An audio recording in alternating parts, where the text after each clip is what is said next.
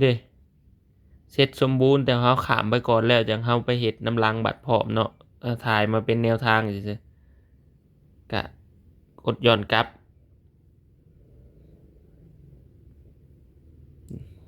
กดย้อนกลับออกบัด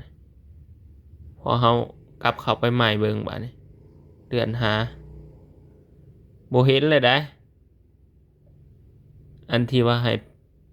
เปิดโหมดมืออาชีพให้ครบสมบูรณ์น่ะแม่นหายไปเลยเนาะนี่บ่เห็นเลยถือว่าสำเร็จแล้วเนาะดนๆเพิ่นสิเด้งมาให้อีกแต่เฮาเฮ็ดมีส่ำนี้ล่ะถือว่าผ่านแล้วเนาะ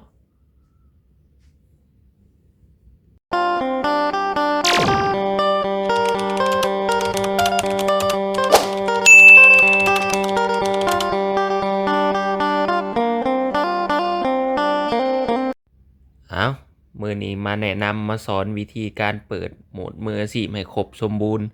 ไปเช็กเบิ่งเด้อแต่ละคนลองไปเช็กเบิ่งหลังบ้านเขามาดูแดชบอร์ดให้เลื่อนลงไปกดดูทั้งหมดเลื่อนลงไปอีกนี่เลื่อนลงไปเห็นบ่การตั้งค่าโหมดมืออาชีพบ่สมบูรณ์ยังบ่เต็มเขียวยังมีเหลืองอยู่แสดงว่าไผเปิดโหมดมืออาชีพนี่ให้ไปเช็กเบิ่งหลังบ้านบ่ซั่นที่เจ้าสิบ่ผ่านกดง่ายเนาะถ้าเจ้าบ่เปิดเบิดอาจสิยังค้างอีกข้อใดก็ให้ไปเฮ็ดให้มันแล้วเด้อมือใหม่หลังบ้านสำคัญให้กลับคืนไปเบิ่งโลดนี่กดเข้ามาเห็นบ่การตั้งค่าโหมดมืออาชีพตั้งแต่เริ่มต้นผู้ยังบ่ได้อยู่นี่ตรวจสอบการตั้งค่ายังจาก2ขั้นตอนก็บ่ได้อันนี้ฮะก็ได้แต่ขั้นตอนเดียวนึงนี่ได้ตั้งแต่เลือกหมวดหมู่ซื่อๆบางเทื่อระบบก็บ่ได้รันมาให้เฮาเฮ็ดจนเบิดเนาะนี่อันนี้ก็จาก4ขั้นตอนก็ได้ตั้งแต่1นี่หลายๆคนก็ต้องเชื่อเลยว่ายังมีหลายอย่างที่เฮายังตั้งบ่เบิดมื้อนี้เลยมาแนะนำบทเข้ามาเบิ่งแล้วก็วิธีการเนาะให้กดเข้าไปแต่ละข้อนี่กดเข้าไปเฮ็ดตามขั้นตอน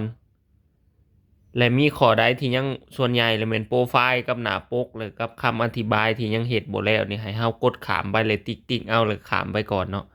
เฮาไปเพิ่มรูปภาพตั้งแต่เฮาเปิดโหมดมืออาชีพเดี๋ยวก็ผ่านเองข้อนี้บ่ยากส่วนที่ข้อหลายๆนี่คือไปตั้ง WhatsApp เด้อนี่แล้วก็มีข้อหนึ่งที่ลิงก์ไว้หา Instagram นำโฆษณานี่ให้เฮาตบเข้าไปเบิ่งซื่อๆเดี๋ยวก็ผ่านเดี๋ยวสิมาเบิ่งตัวนี้เด้เฮาเข้ามาเบดซี่แล้วก็ไปที่ศูนย์โฆษณานี่กดเข้าไปตรวจสอบอีหยังต่างๆให้เขามาเรียนรู้นะบอกง่ายๆเด้เขามาเรียนรู้แล้วก็สร้างโฆษณาใหม่อันนี้คือระบบอยากให้เฮารู้จักเกี่ยวกับอันนี้ล่ะเด้ก็สิมียังหลายๆอย่างสิบ่ได้อ่านเลื่อนๆเบิ่งเบิ่งแล้วกดยอมรับโลดโอเค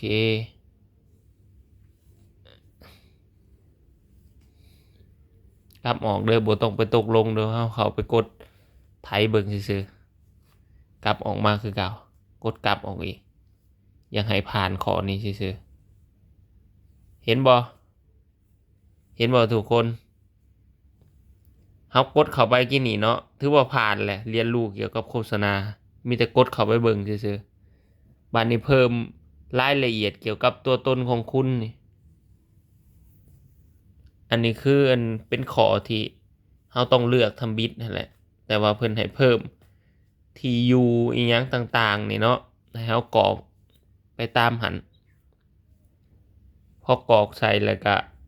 กดบันทึกเด้อเด้นี่แล้วก็สมญานามที่ทำงานการศึกษาอย่างไรคือเฮาตั้งเพจใหม่เลยเนาะแต่ว่าเฮาเฮ็ดในโหมด มืออาชีพอันนี้แล้วก็กดบันทึกอันนี้สิบันทึกเป็นตัวอย่างเอาบันทึกไว้ผ่านไปแล้วเนาะเด้ก็มาฮอด WhatsApp นี่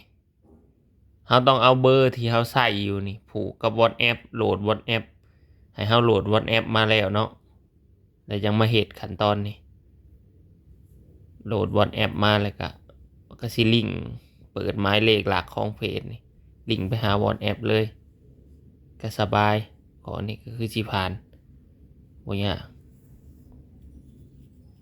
ก็อัดแบบง่ายๆเลยเด้อมื้อนี้ต่อไปเนาะ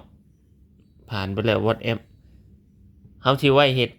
ที่หลังก็ได้นี่กดขามไปก็ได้นี่ติ๊กตึกใส่เลยขามไปก่อนตัว WhatsApp นี่คำอธิบายเฮาก็เข้ามาเขียนหน่อยหนึ่งเลยก็บันทึกคำอธิบายถ้ายังบ่ผ่านนี่เนาะอันนี้เฮาไว้ใส่น้ำหลังนี่กดขามไปติ๊กเอานี่ใน3ขั้นตอนนี่ขามไปเสร็จเบิดแล้วเนาะก็สิขึ้นเต็มไปสินี่เห็นบ่เสร็จสมบูรณ์แล้วนี่แต่เฮาขามไปก่อนอันนี้คือมาเฮ็ดเป็นคลิปสอนไว้พอมาเฮาขั้นตอนนี้แชร์ไปยัง Instagram นี่เนาะเราต้องมีบัญชี Instagram เด้อนี่กดเปิดเพราะว่า Instagram ก็เป็นอีกย่อยหนึ่งของ Facebook นี่แหละแต่คันบ่มีเขากดไปแบบซี่ก็ผ่านคือกันนี่เขากดจะซ้ำนี่ก็กลับคืนมาเห็นบ่ได้เลย Instagram แล้วเลยเนาะก็ตรวจสอบกลุ่มเป้าหมายนี่เนาะนี่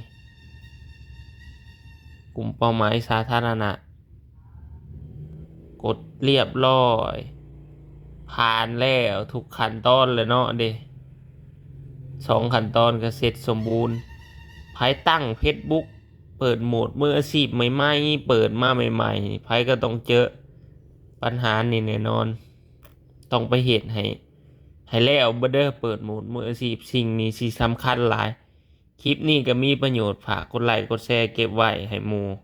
เพื่อได้เบิ่งเนาะเป็นแนวทางสำนี้ละขอขอบใจหลายๆ